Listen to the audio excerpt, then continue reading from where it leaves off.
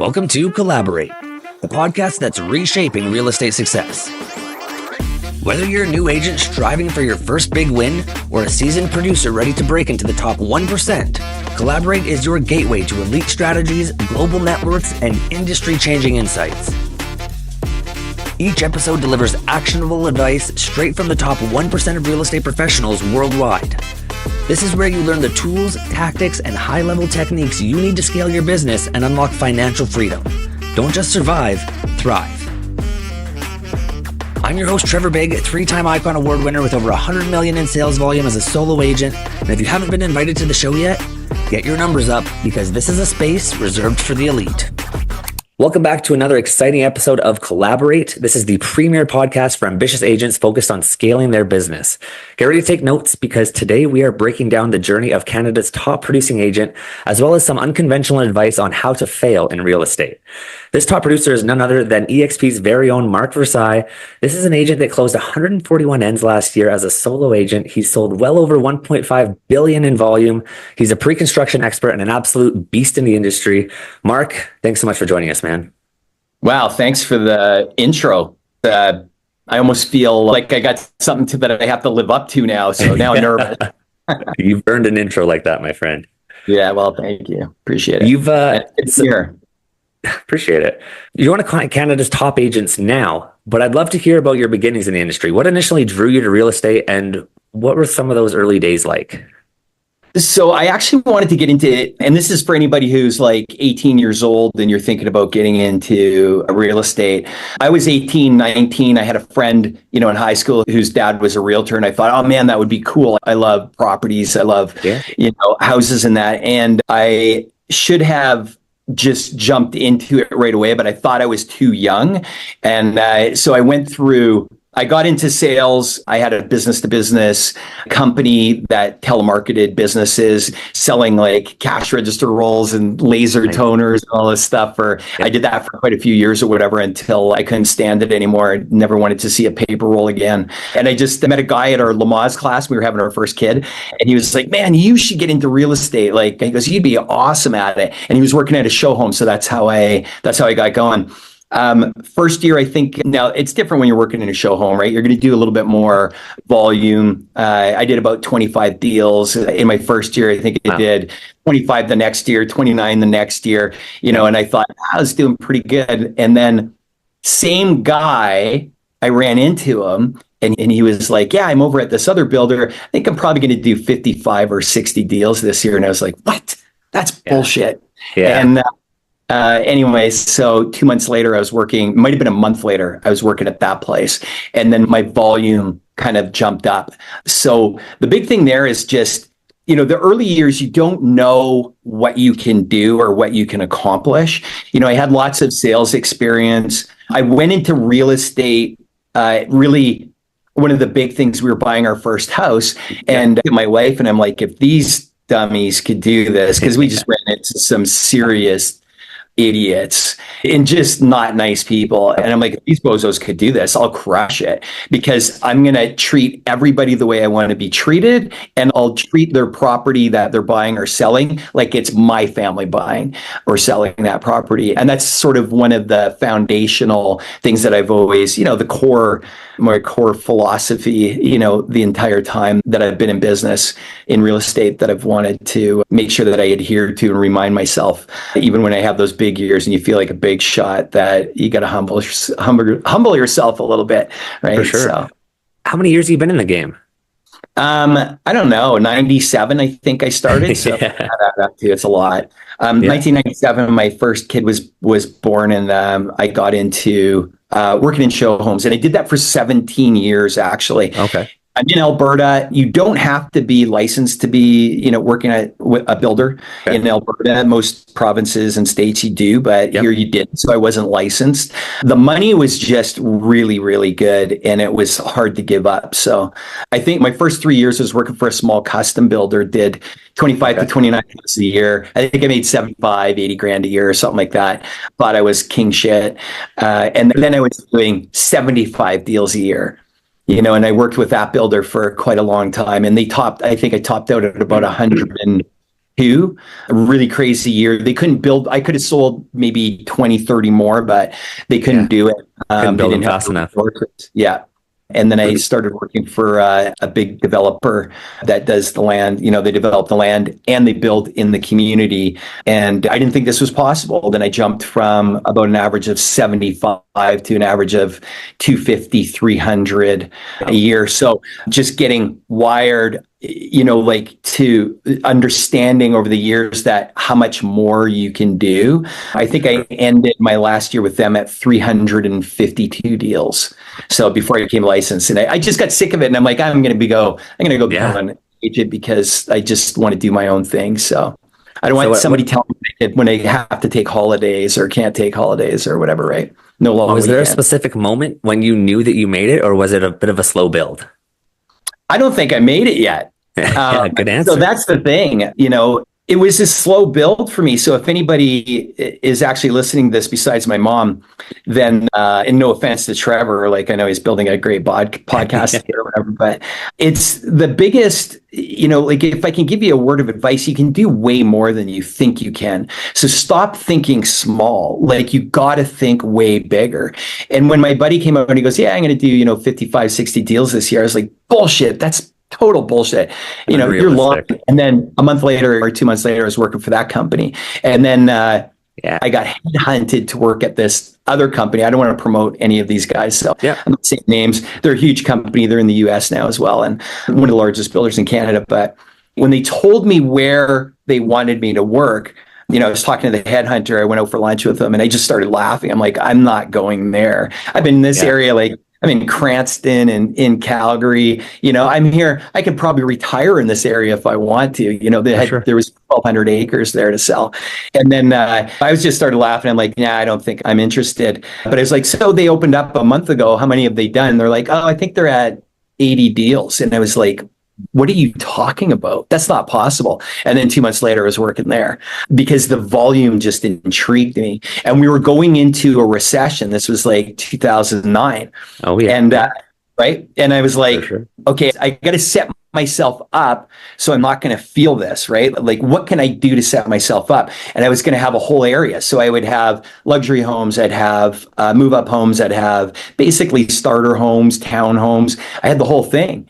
So I'm always going to have product that I'd be able to shift into, and they could change the phase, the next phase if they wanted to, and add more townhomes if other stuff wasn't selling, like, so that really intrigued me. Anyways, then that's really where that volume started to really crank. Now, some people would think, well, okay, but you're just order taking. It's just a large company. That's not true at all. There's still a skill set to it where you can turn so many more deals in. Like how many deals I saved because, the mortgage broker I told them not to go to, told them they wouldn't be able to afford it. And then when I calmed them down and sat them down and said, well, let's just give it another try and sent them to a different one, then they got approved. And, just so many ways of getting better and better at capturing that audience once they walked in. I mean, I wasn't driving the traffic. I would just say, just get them in front of me. Let me do the rest. Yeah. And then learning the different disc profiles and how to deal with them and all that stuff. Unfortunately, when you're a realtor, you don't get in front of enough people. And that's why role playing is so, so important. And most realtors don't do it. I was getting in front of 40 to 60 people a week, right? So you're going to learn very quickly what the objections are for that area, what the top, you think there's 50 objections, but there's not. There's 3 or 4. They just say them different ways. And you got to recognize. And once you can learn how to do that, you start answering the objection before they've thought of it. It's just planted into your presentation, right? And then when they think about it, let's say it has to do with a competitor or something, that objection, they just blow it off as nothing because you've already talked about it, right? Yeah. And anyways, just things like that progress over the years. But the whole moral of the story here is you can do way more than you think you can. It's just, you just got to get into that mindset early on. So you left the big company. Don't let the world take you down, right? Because the world's going to tell you can't over and over and over and over again in many different ways, whether it's a client calling you shitty, you suck as a realtor. And by the way, that happened to me in December 2020. Somebody told me I was the worst fucking realtor on the planet. He said it exactly like that. Yeah. I had to block him on my phone because he was just bullying me. Yeah. And then the next 12 months, I did 862 deals. So he completely burned my ass. I was so pissed off. And then I did 862 deals. So anyways, fuck him. Big time. It's that classic saying where it sounds crazy until it works, right? Like when you heard that somebody was doing 40, 50, 60, 80 transactions, it sounded crazy. And then the next year you did it. Right. Yeah. Exactly. You left that big company and then got licensed and then started doing your own thing. What did that look like? So I was 45. I'm 56 now. So I was 45. So I've been a realtor for 12 years. And the market was super hot.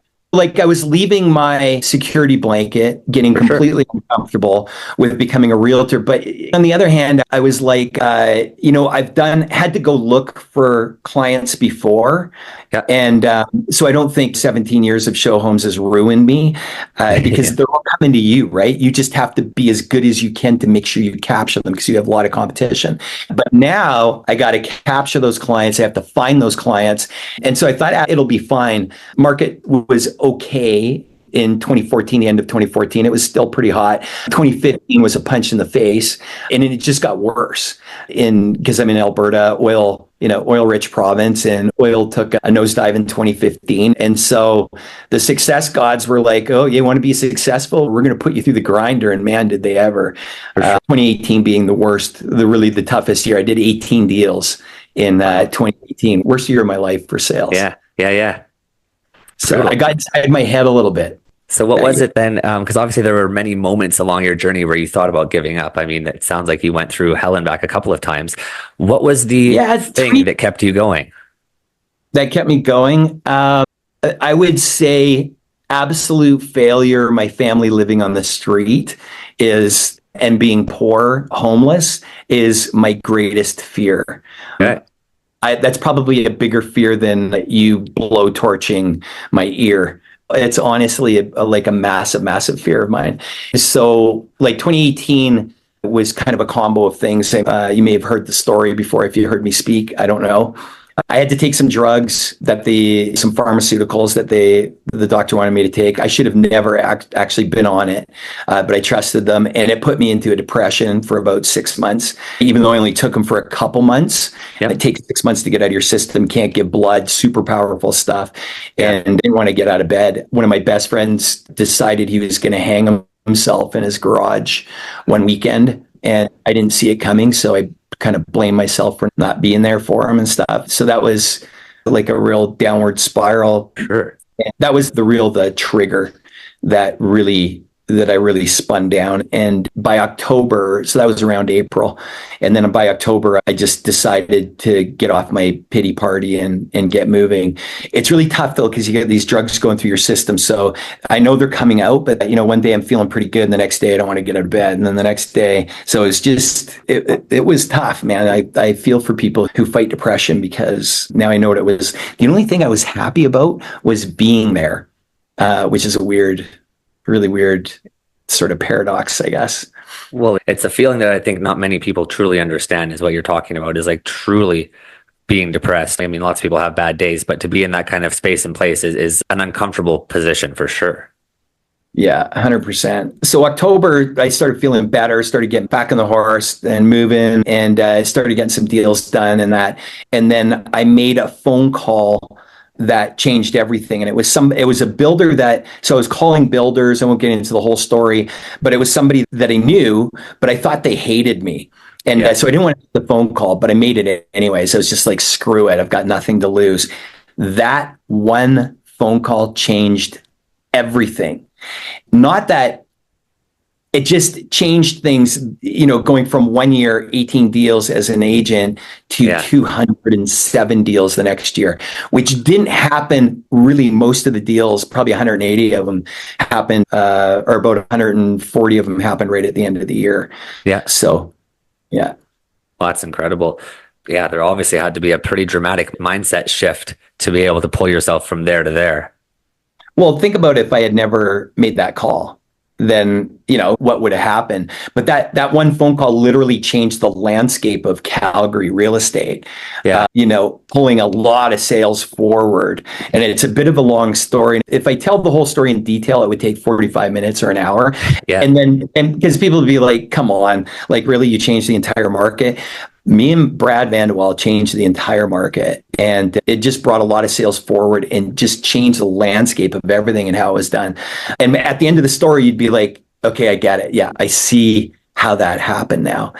But just one little lowly person who, and it started with a phone call. And I think that's important. I think lots of people are afraid to get started or afraid to take that next step because they feel they don't have everything they need to take that next step. I think it's the complete opposite. If you feel like you don't have everything you need, use that as an advantage. I started with nothing when I got into the game. I don't have any parents or any, I've told you, I don't have a big upline that I rely on. I didn't have any friends or family in the business, but I took that as I've got nothing to lose. I'm already at ground zero. It can't get, I have no database. I've got no, you know what I mean? I've got nothing going on. I'm at ground zero. It can't get any worse than right here, right now. I've got nothing to lose. So I went all in. There you go.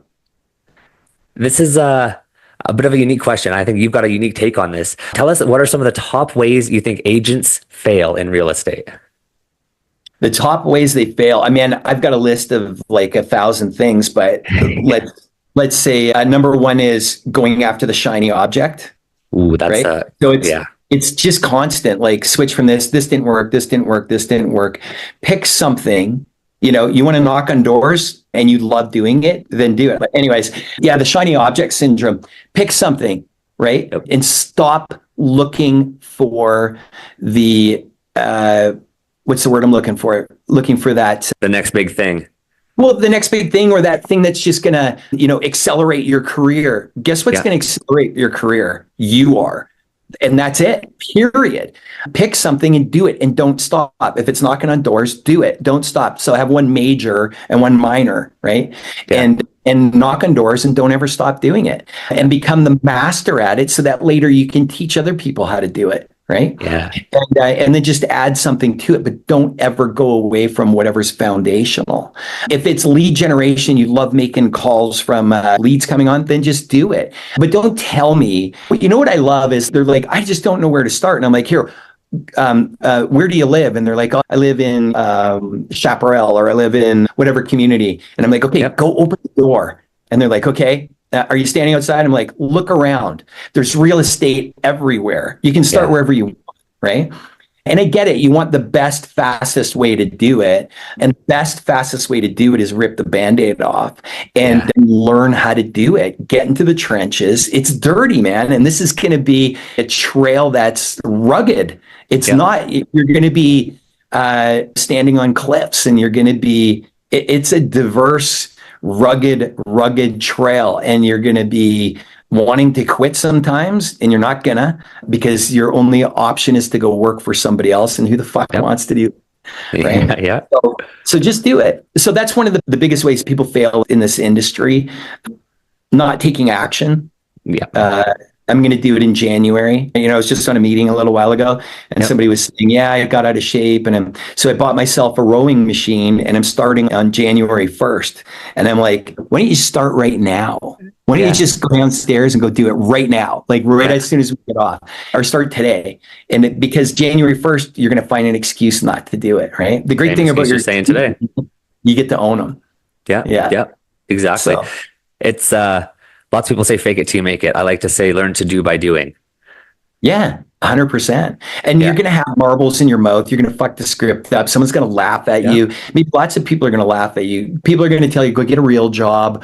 You can't afford to get a real job, right? Don't waste the next 20 years at a real job wishing you had just done this, right? Don't be on your deathbed one day going, God, I wish I had just gone out and did it. No one's going to, you make a bunch of phone calls to people. Is anybody going to remember 3 or 4 years ago that you made that call?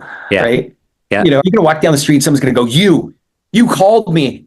I'm going to kill you. Right? Like, it's not going to happen. Like the worst thing that happened, someone yells at you. You had a farmer one day going, He's like, I'm a farmer. I'm going to beat the shit out of you. And I'm like, okay, if you can find me, dude. Like, I'm calling leads. I don't know why he signed up. He's a farmer.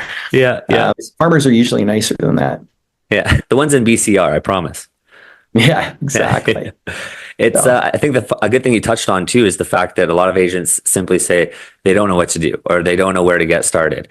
I think that's bananas. I think that you and me both know that nobody up here is keeping secrets anymore. All of the ways and everything that we've done to get to where we've gotten to, we've shared it all. And we've told you guys exactly what we're doing, right? It's not a lack of information at this point. It's a lack of implementation.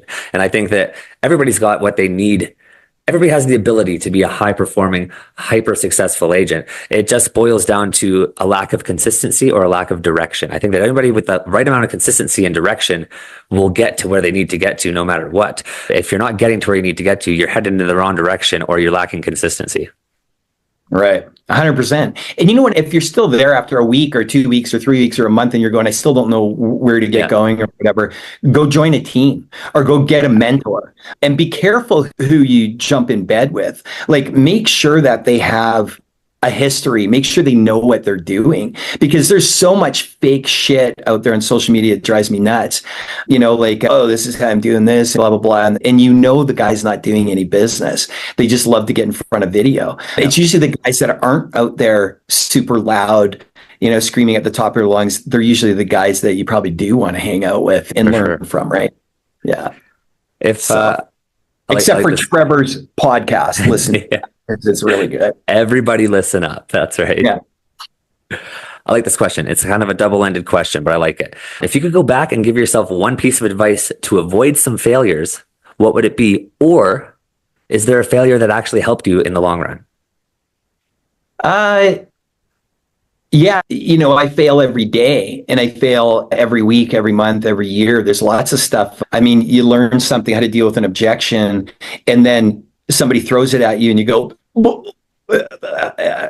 and you completely clam up. And that happens after 27 or 28 years still. You know what I mean? Like, it doesn't always just come out like that. So I think the failure for myself is probably not taking action fast enough.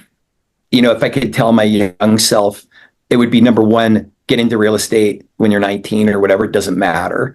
And then number two, probably the biggest thing would be just not understanding or having the confidence to do what I know I can do now. Yeah. Right. But faster, like, it's still going to take time to build it up, but just being like, no, I can't do that. I'm just going to fit into this little, like, let's say you're somebody, you're like, well, I'm just going to do first-time home buyers because, people who have already owned a house know more than me. So now I can't I can't work with those people or whatever. I'm too scared to, or I'm too scared to do luxury because they're rich and I'm not, or blah, blah, blah. People are people. And, you can do whatever you want to do. I'm starting luxury now. I've never jumped into luxury. I loved the volume. I was always doing starter or move up stuff. And that's where I got all the volume from. And then now I'm like, okay, reinvention's time. And now I'm getting into luxury, but this time I'm going to do it properly. So I'm going to show like how I can do this from the beginning. So starting completely clean. I have no clients that are in luxury, nobody. So, and then where am I going to be at in 1 year? Right. So maybe we'll do some behind the scenes video stuff, like me banging my head against the wall going, I fucked that one up. How did I lose that one? Right. Yeah. Or whatever. So. No, that's fun. I just also started diving into the luxury market here in Williams Lake, which there isn't a huge luxury market in Williams Lake. It's pretty small. I don't know if you know much about Williams Lake. Smaller town, about... You used to live in Mackenzie. Oh, okay. So crazy. We talked about this. Yeah. That's right. Yeah. So Williams Lake... We had a couple beers though. Yeah. Williams Lake, so not much of a big town. Well, honestly, we didn't even have $1 million market until maybe about 6 years ago. And anything over that $1 million mark is like you're getting a couple hundred acres. So this is the first. I just closed the house just last week. 16 acres. It was 9,000 square feet. We closed it at 2.1. There's only ever been 14 listings historically throughout the BC Northern Real Estate Board, sold over $2 million. So. Boom. Yeah, big one. The week after that, we've got listed 500 acres, $5.5 million. So we're just doing the same thing, trying to almost invent this luxury market within the space that we're in. And it's a lot of, I was pretty competent in what I was doing with all the other stuff. This is like, now I'm learning new skills and new tricks. And you have to, though. I think that if you want to grow in this business, you have to be able to adapt. Yeah, you got to go in and fail. You got to go in and screw it up. Yeah. Right. And that's really the best way to learn. People don't listen to other people. You're like, oh, do this, do this, do this. It's just a rare character that you go, here, do this, and this is how you do it. Here's the pathway. And they just go do and do exactly what you're saying. I'm always surprised when I get that, right? Yeah. Usually do the opposite. And you're like, didn't I tell you to do it this way? Yeah. Why didn't you do it? I don't know. Because I'm human. Exactly. Yes, but yeah. Is there any conventional, for those of you who are listening, quotations here, is there any conventional wisdom you hear in real estate that you think is actually bad advice? Oh man, throw me a bone here. Conventional wisdom that I think is bad advice. There's probably lots. I just don't have anything off the top of my head. Well, okay. Well, here's one. I brought on 3 guys 3 years ago, Joel, Hassan, and Renee. And I was having a Zoom with them, and I said, okay, what's your goals? And Hassan was like, I'm going to do 12 and quit my full-time Amazon job, my full-time night Amazon job in my first year. And I was like, no. And he goes, is that too much? And I'm like, dude, you got to think way bigger than that. Yeah. And he goes, yeah, but everybody's been telling me I can't do more than 5 or 6. And I'm like, fuck them. Yeah. Like, get them, you're with us now.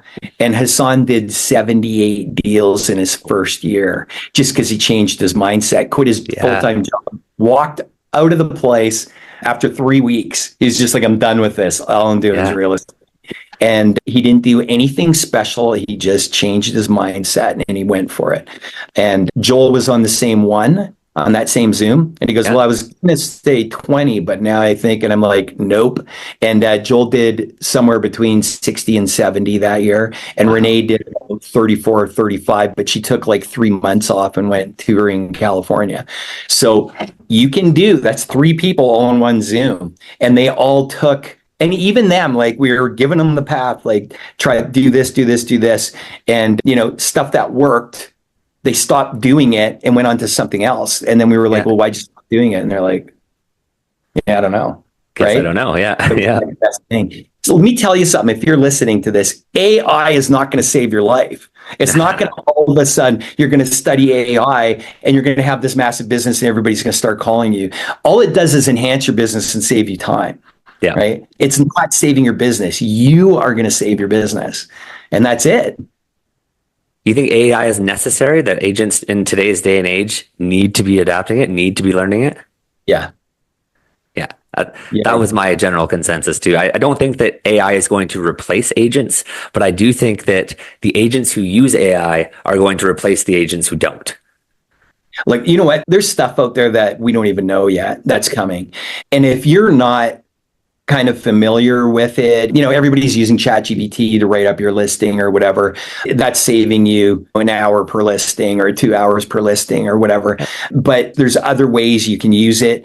I'm writing a book right now. I'm writing a course, a sales course for new homes, and then that'll turn into another sales course for like agents or whatever. Boring, right? Like I haven't seen 7,000 books on sales or whatever.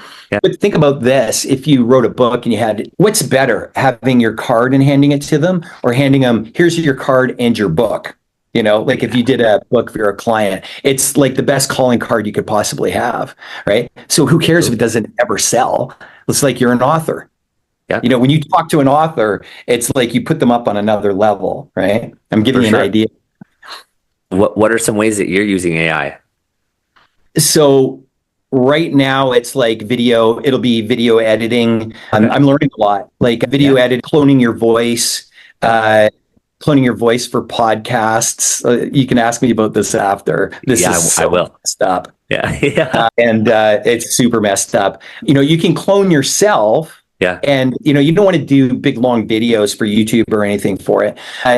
But what if you got your CRM set up and then they automatically send out a video and you save their name in it. They're like, hey, Sophie, thanks for signing up on the website. I just want to walk you through this a little bit and then let me know if you have any questions or anything, kind of deal. And you don't have to do that every time because your clone does that. Yeah. So it's perfect for that, right?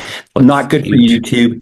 When you put a YouTube video on, they want to know if it's cloned or not, right? Yep. So, and then like your CRM, pretty much gone are the days, I believe, don't quote me on this, of calling all your leads that are coming in. So if you're buying leads or you're lucky enough to have a really organic website, then that has leads coming in, you have to sit there and make all the calls, right? And you got to call and call and call unless you have a caller. But your caller's never going to be as good as you. And, so you're going to lose some people. But now the chat bots, just suck it up and spend the money. The chatbots are so freaking good. You're not paying $1,500, $2,000 a month anymore for a caller, from the Philippines or from India or something. For sure. Whatever it costs, I don't know these days. And the chat's doing it for you. And the chatbots are doing it for you. And it's like it's you. They think it's you. So, and then they book an appointment. So get off your freaking wallet and just do it. It's awesome.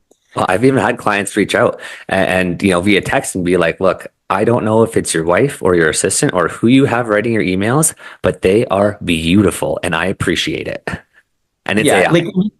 And don't think that email's over. It's still one of the cheapest marketing techniques. So you have hundreds of people in your database, get them on drip campaigns. Right. Yeah. And you're like, oh, yeah, but some people are going to unsubscribe and whatever. Who fucking cares? Just you're going out to the people who are your avatar, who want to hear from you. And lots of people that, there's just so much stuff out there that you can use. Just don't get so wrapped up into it. That's all you're doing. Take an AI course. Phil Stringer's great. Carrie Sove, spend the money, do it. And it can do your social media. You can save so much time with it. And just make sure you got your presentations down pat and stuff. I know we're talking about AI and I'm jumping into presentations or whatever, but that's really, really, really time saving stuff, but it's not going to do the sale for you. So, but that's the important one. I think the art of being a successful real estate agent is finding a way to become a time ninja, is to how can I maximize every single hour in my day to its highest extent. And that's when AI comes in. It's exactly like you said. I'm a huge email guy where I could sit down and I could draft you a nice, I spend 45 minutes to an hour pumping out this beautiful email. It's just a thing I like to do. I like a good email. I don't even try anymore. I can't compete. There's no way. And what takes me half an hour to write this detailed and things are bold and underlined and this and that, ChatGPT does it in 3.5 seconds. And it's more thorough. It's more attractive looking. It's like, I can't even compete with it. So it's just a huge time saver. What used to take me 8 hours takes me 8 minutes now, right? And I'm now doing it's like me having 3 assistants in my back end. And to double down on that, I've now trained both of my assistants on how to effectively use AI as well. So it's like they're on steroids. It's an incredible tool. You got to get behind it. And the thing is, you have to tell ChatGPT, write this at a grade 8 level or a grade 7 level, because otherwise, not that you're like, I'm sure when I'm writing up before AI or ChatGPT, and a listing remarks, and I'm doing it for Cardell Homes, I sat there 4 freaking hours and I'm going through listings from luxury homes and stuff. And I'm picking out all these words and adjectives and stuff. So I made it sound really good.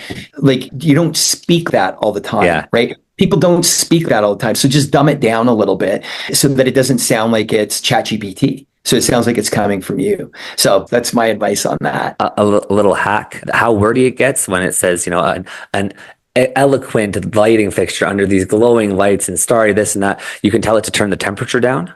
Yeah. So if you just tell ChatGPT, turn temperature down, it's at temperature 1, tell temperature, 0.8, and it'll just tone things down a little bit. Yeah, absolutely. Or you could say reading level or whatever, but you do want some of those adjectives for sure to show up, right? Yeah. As we trickle into the last minutes here, I like to end things with a loaded question.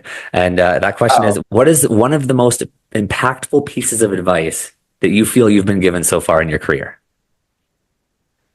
One of the most impactful things, there's so many. First one that comes to head. It's not advice, it's people.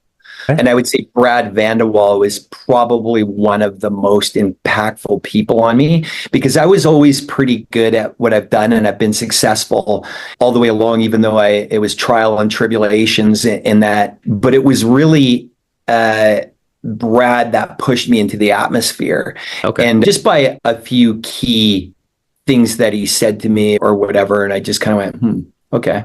And sometimes it was like putting me in my place and humbling me, and then I was like, okay, I'm going to take that. I can take that really badly, or I can take that to heart and turn it around. So yeah, definitely Brad Vanderwall is probably one of the most impactful business minded people that's been in my life. So would you consider him like a mentor? Yeah, even though he's like 10 years younger than I am, or 11 years younger. Absolutely. Yeah, that's all right. He's just like, here's a guy, nobody told him 2009, the market was shitty. That's when he got licensed, and he did 60 deals in 9 months. And because he's just bullheaded and he takes action. Like, so is he special? No, he was a fucking bartender before that. Bartending's a great job. I'm not cutting, kind of down, but it's about as far as you can get from real estate, right? Sure. Maybe you serve a lot of real estate agents, probably a lot of real estate. Yeah. So, but he just jumped in and he went for it. And then, didn't listen he doesn't hang out with people that are at his level. He hangs out with people that will elevate him. Yeah, for sure. Mm-hmm. Pick your circle wisely. Absolutely. Mark, thank you so much for sharing all your stories and insights with us today, man. It's always refreshing to hear from someone who can keep it real about the ups and downs of the industry. If I was listening in at home, if I was in the office, stuck in traffic, and I wanted to learn more about Mark and the services you offer, what would be some of the best ways to get a hold of you? It's social media. Like, my phone number's all over the internet.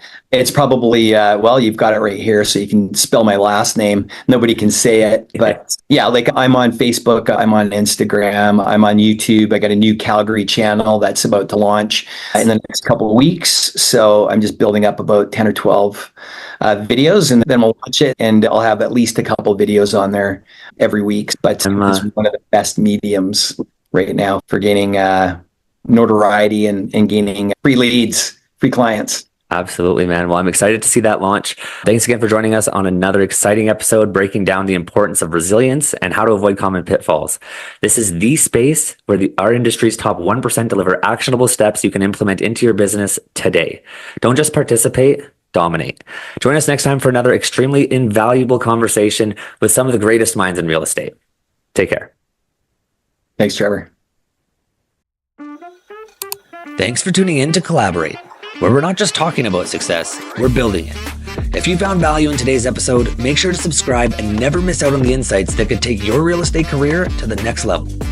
And remember, this is a space for the elite. If you're ready to level up and become part of a global network of top performing agents, join us at the Global Group for exclusive tools, resources, and opportunities to collaborate with the best in the business. I'm Trevor Big, and remember, if you haven't been invited to this show yet, you need to grind harder, hustle smarter, and get those numbers up, because this is a space reserved for the elite.